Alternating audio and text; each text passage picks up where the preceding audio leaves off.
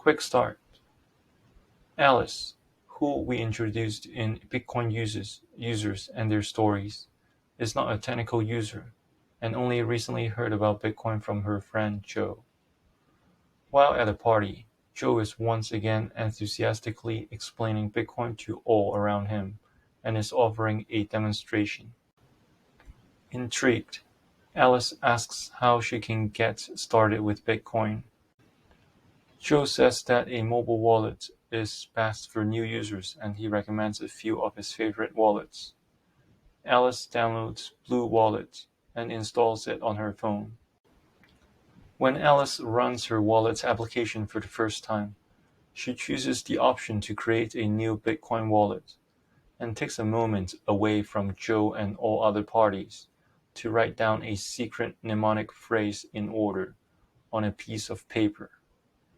As explained by the mobile wallet and by Joe earlier, the mnemonic phrase allows Alice to restore her wallet in case she loses her mobile device and grants her access to her funds on another device.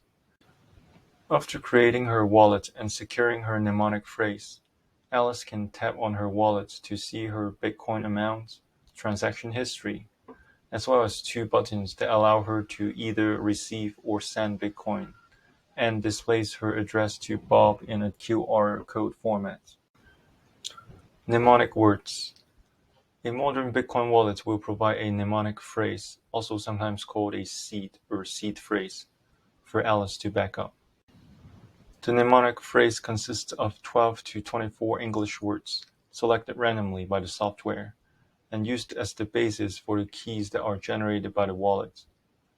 The mnemonic phrase can be used by Alice to restore all the transactions and funds in her wallet in the case of an event such as a lost mobile device, a software bug, or memory corruption. Tip: the correct term for these backup words is mnemonic phrase. We avoid the use of the term seed to refer to a mnemonic phrase because even though its use is common, it is incorrect. Storing the mnemonic safely. Alice needs to be careful to store the mnemonic phrase in a way that balances the need to prevent theft and accidental loss. If she doesn't protect it enough, her mnemonic will be at risk of being stolen. If she protects it too much, her mnemonic will be at risk of being permanently lost. The recommended way to properly balance these risks is to write 2 copies of the mnemonic phrase on paper, with each of the words numbered as the order matters. Once Alice has recorded the mnemonic phrase, she should plan to store each copy in a separate secure location, such as a locked desk drawer or a fireproof safe. Warning: never attempt a DIY security scheme that deviates in any way from the best practice recommendation in storing the mnemonic safely section. Do not cut your mnemonic in half. Make screenshots, store on USB drives, email or cloud drives, encrypt it, or try any other non-standard method. You will tip the balance in such a way as to risk permanent loss or theft. Many people have lost funds, not from theft, but because they tried a non-standard solution without having the expertise to balance the risks involved. The best practice recommendation is carefully balanced by experts and suitable for the vast majority of users. Figure 1. Alice uses the receive screen on her Blue Wallet mobile Bitcoin wallet and displays her address to Bob in a QR code format. The main wallet view displays the Bitcoin amount, transaction history, and receive and send buttons.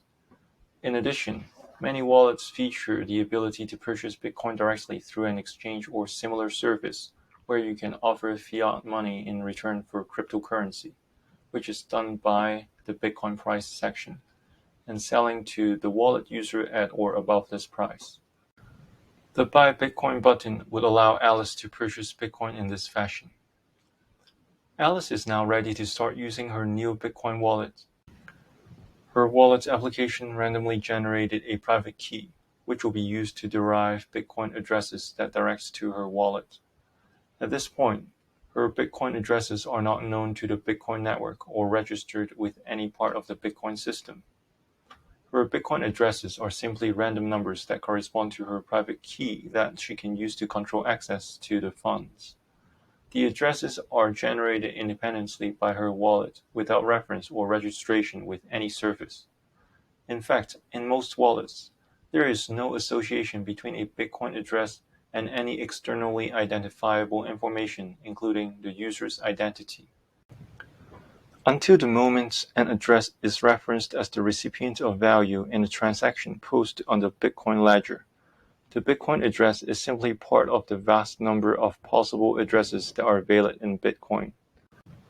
Only once an address has been associated with a transaction does it become part of the known addresses in the network. Alice uses the Receive button, which displays a QR code along with a Bitcoin address.